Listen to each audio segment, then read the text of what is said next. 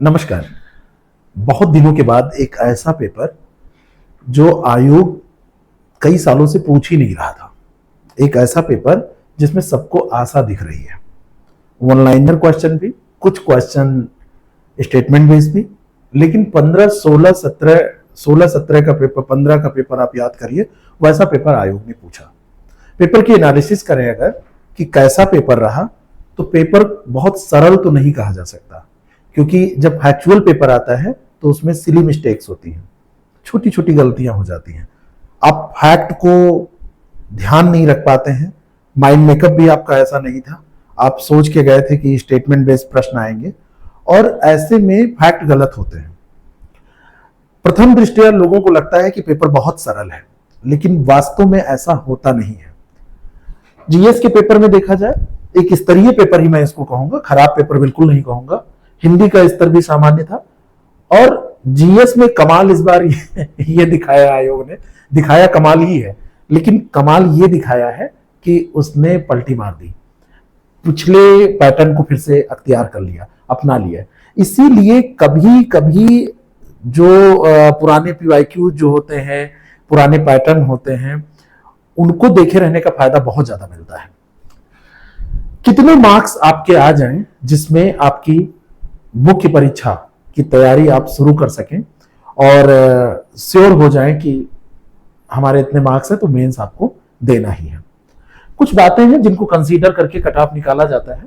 उनमें पहली एक बात है कि टोटल सीट्स कितनी है, और टोटल सीट्स की अगर बात की जाए तो ये 550 प्लस है, 560 61 के आसपास सुनाई दे रही है। नेचर ऑफ पेपर मैंने आपको बताया कि इसको एक शब्द होता है मॉडरेट, सब लोग यही कहेंगे। इजी मैं नहीं कहूंगा इसको, मतलब एक मध्यम स्तरीय पेपर था जिसमें गलत होने के चांसेस हो, वो पेपर इजी कैसे हो सकता है। तो एक मॉडरेट हम भी इसको लिख ले रहे हैं कि एक मॉडरेट पेपर था। और अगर बात की जाए student taking part in exam, तो केवल 42% लोगों ने इसमें पार्टिसिपेट किया है। 10,76,000। पहले भी मैंने आपसे कहा था कि 50% नहीं पहुंचेंगे। जस्ट अभी वीडियो एक मैंने परसों नरसों डाला था, तो उसमें मैंने बताया था 50% नहीं पहुंचेंगे क्योंकि सेंटर बहुत दूर दूर गए हैं। लेकिन इस बात में एक बात ये भी निहित है, जो तीसरा इसका पॉइंट है, कि जो सीरियस कैंडिडेट हैं, जिनकी तैयारी अच्छी है, उनको अगर अंडमान निकोबार भी भेज दिया जाएगा तो उसमें 99% लोग जाते हैं। कम लोग पार्टिसिपेट कर रहे हैं, पार्ट ले रहे हैं, तो इसका मतलब ये नहीं कि मेरिट इससे कम हो जाएगी, क्योंकि टोटल सीट जो है वो 550 प्लस 560 है, यानी कि आपको लगभग 8200 प्लस 8400 के आसपास स्टूडेंट क्वालिफाई करके मेंस दिलवाना है आयोग को। आप इनमें शामिल होना चाहते हैं, पेपर ऐसा आया है, इस बात का कोई बहुत मतलब नहीं रहता है। अभी तक करीब हमारे पास जो हमारे इंटरनल ग्रुप्स हैं और जो लोगों ने व्यक्तिगत मुझे मैसेज किया है, जो हमारे यहाँ के स्टूडेंट्स हैं, जो हमारे ऐप पर स्टूडेंट्स हैं, उन लोगों के भेजे गए अंकों के आधार पर कि कितना उनका स्कोर आ रहा है। जैसे हिंदी के पेपर में देखा जाए तो जो ठीक ठाक कैंडिडेट हैं उनका 54-55 क्वेश्चन आराम से ठीक ठाक सही है। 4-5 सवाल ऐसे थे जिनमें मिस्टेक हो सकती थी, उनको डाउटफुल आप कह सकते हैं कि एग्जाम में डाउट हो रहा था एग्जामिनेशन हॉल में, तो वो गलत हो गए। और जीएस में देखा जाए तो जीएस का अभी जो एवरेज स्कोर रहा है, हिंदी का स्कोर में एवरेज मान के चल रहा हूं कि 54 क्वेश्चन के आसपास रहा है, और जीएस का जो एवरेज स्कोर अभी तक रहा है जो मुझे मिला है वो 72 से 75 क्वेश्चन के बीच में ही लोगों का आ रहा है, जो सामान्य है। बाकी किसी का ज्यादा हो सकता है, किसी का कम हो सकता है। भाई इतने लोग हैं, लाखों की संख्या में लोग पार्टिसिपेट कर रहे हैं। इन दोनों को अगर हम मिला दें तो आप देख रहे हो ये लगभग आपका चला जाएगा 125 से 130 के बीच में, ये इसके बीच में जा रहा है। कट ऑफ जो आपका जाता है, कट ऑफ की ही चर्चा करने हम आए हैं, तो कट ऑफ की अगर हम बात करें तो कट ऑफ जो आपका जाता है वो कैटेगरी वाइज जाता है। इसके आधार पर अगर हम निकालें तो अब वो पर्दा खुलने वाला है जिसको आप देखने आए हैं। तो जनरल का कट ऑफ मेरे हिसाब से ±1 126, ईडब्ल्यूएस का थोड़ा सा प्रीलिम्स में ज्यादा जाता है, ऐसे ही ±1 127।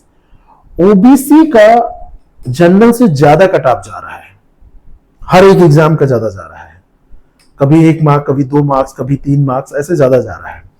इसमें मेरा अनुमान है कि 1-2 मार्क्स ही ज्यादा जाएगा, प्लस माइनस यहां भी लगा लीजिए 127, यानी कि ईडब्ल्यूएस और ओबीसी का लगभग बराबर रहने वाला है कट ऑफ। जनरल से ज्यादा जा सकता है, बराबर भी रह सकता है, लोग पढ़ रहे हैं, आगे बढ़ रहे हैं। एससी के कट ऑफ को भी आप बहुत नीचे मत ले आइएगा, अब सारे भाई बंधु बहुत अच्छे से मेहनत कर रहे हैं। कट ऑफ तब कम जाता था जब लोगों को पढ़ने का अवसर उस हिसाब से नहीं मिलता था। अब अच्छी एजुकेशन लेके लोग आ रहे हैं, बचपन से अच्छा पढ़ रहे हैं, अच्छी मेहनत कर रहे हैं, सब पर सबके पास संसाधन है। तो सारी बातों पर अगर आप नजर रखेंगे तो ये अब अंतर पटता नजर आ रहा है। और ये अंतर पहले अगर आप उनसे कहते तो ये 115 के आसपास, 114, लेकिन अब 118 प्लस आप इसको मानिएगा, 118 से 120 के आसपास ये जा सकता है। एसटी का 110 पे मेरे ख्याल से सेफ है ये लोग, 110 के आसपास। और फीमेल का कट ऑफ बहुत अंतर नहीं रहेगा, 3-4 प्रश्न ही कम रह सकता है, हो सकता है कि इससे भी थोड़ा सा और ज्यादा, है ना, 122 से थोड़ा सा और ज्यादा, ऐसा मैं मानकर चल रहा हूं। बाकी आपकी क्या विचारधारा है, आपका क्या मानना है, आप स्वतंत्र हैं अपने विचार रखने के लिए। तो फीमेल 122 प्लस जो है वो अपने को सेफ मान सकती है। ठीक है, तो ये एक बात रही। अभी आयोग का जो आंसर की है, आयोग की आंसर की, आयोग अभी आंसर की जारी करेगा। और आयोग का जो मामला रहता है 2-4-5 प्रश्नों पर, वो फिर से हो सकता है। माननीय आयोग उसमें क्या करता है, कौन सा आंसर सही मानता है, ये माननीय आयोग को ही पता है। तो वो अभी बाकी है, वो समय अभी बाकी है।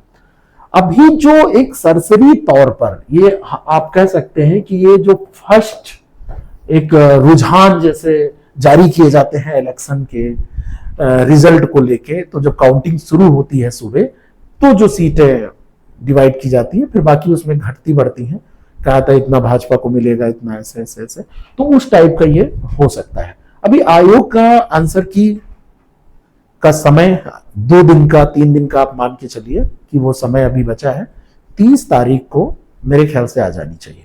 आज 27 है, 28, 29, 30 तारीख को, ज्यादा से ज्यादा होगा तो 31 तारीख होगी, इसके बाद नहीं, इसके पहले ही आ जाएगी। तो उसको आप देख लेंगे, उसमें बिल्कुल श्योर हो जाएगा कि क्या कितना जाना है। और मान के मैं ये चल रहा हूं कि तैयारी किनको करनी चाहिए, तो जिनके भी 120 प्लस वो किसी भी कैटेगरी में है, मतलब जो एसटी और एससी हैं उनको भी अगर 120 प्लस है तब तो तैयारी करनी। किसी भी कैटेगरी में जिनके 120 से ऊपर मार्क्स आ रहे हैं आफ्टर निगेटिव मार्किंग, कई बार लोग कंफ्यूज हो जाते हैं आफ्टर निगेटिव मार्किंग, तो आफ्टर निगेटिव मार्किंग अगर इतने मार्क्स आ रहे हैं तो ये मान के चलिए कि उनको हर हाल में तैयारी करनी चाहिए। वो अपना पढ़ना शुरू कर दें, जहां से जो भी पढ़ना है उनको वो शुरू कर दें, और मेंस की एक अपनी स्ट्रेटजी बनाएं जिस पर हम आगे काम करेंगे, स्ट्रेटजी बनाकर और अपनी पढ़ाई स्टार्ट कर दें। किसी भी कैटेगरी कोई भी हो, बाकी मैंने जो बताया ही है। अगर आप जनरल बॉयज हैं, ओबीसी हैं, ईडब्ल्यूएस कैटेगरी में है, 120 प्लस मार्क्स है, तो आप पढ़ना शुरू कर दीजिए। अपना माइंड मेकअप करिए, अपनी स्ट्रेटजी आप बनाइए। खुदा न खास्ता हो सकता है 2-4 क्वेश्चन और कम ही कट ऑफ जाए, इससे ऊपर नहीं जाएगा, इसलिए ये बात मैं आपसे कह रहा हूं। इसमें ये मत समझिएगा कि मैं किसी बेवकूफ बनाने के उसमें, कि बस आपको झूठी सांत्वना देने की उसमें ये बात कह रहा हूं। तो तैयारी उन सभी लोगों को करनी चाहिए जो इसका 120 मार्क्स टच कर रहे हैं, इसके ऊपर जा रहे हैं। ये मार्क्स एक कट ऑफ मार्क्स सबकी तैयारी के लिए माने जा सकते हैं, बाकी इससे ऊपर जाने के नहीं चांसेज हैं। 125, 124 ऐसे कट ऑफ जाने चाहिए। 1-2 दिन वेट करके जब वो आंसर की आ जाएगी उसके बाद फिर से हम लोग कट ऑफ पे चर्चा करेंगे, ठीक है। बाकी अगर आप लोग चाहते हैं कि मेंस एग्जाम पर हमारी मदद आप लें, मेंस एग्जाम में हम आपके लिए क्या कर सकते हैं, डेली आंसर राइटिंग आप करें, डेली आप पढ़कर डेली अपना कॉपी चेक कराएं, और डेली आप जो आपकी गलतियां हैं उनको जान सकें, तो इन सारी चीजों के लिए आप हमारी मदद ले सकते हैं। Thank you so much, all the very best for result.